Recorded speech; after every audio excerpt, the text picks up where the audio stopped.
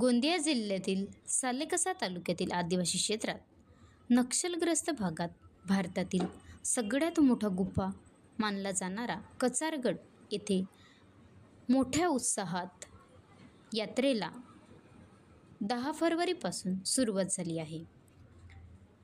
या यात्रेला लाखो भक्तांनी यात्रेचा लाभ घेतला आहे। महाराष्ट्र लाईव्ह न्यूज मोहन तवाड़े, राज्य प्रतिनिधि, गोंदिया।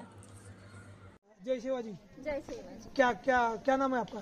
मेरा नाम अनिता उल्के। अनिता उल्के, कहाँ से आए हो? सिवनी जिला से। इतने दूर से आए हो? हाँ।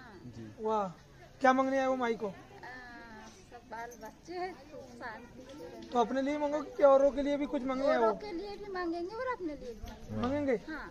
पक्का? ओके। काय वाटलं इथं महाराष्ट्राच्या पश्चिम टोकावरून आपण पूर्व टोकावर आलो?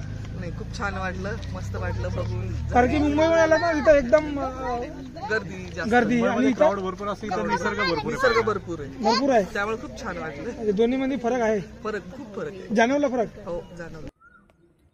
बनवा व्हिडिओ, पाठवा व्हिडिओ, आम्ही तुमच्या न्याय हक्कासाठी लढा देऊ।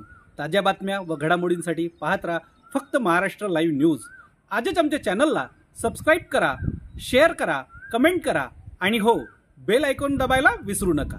जय महाराष्ट्र।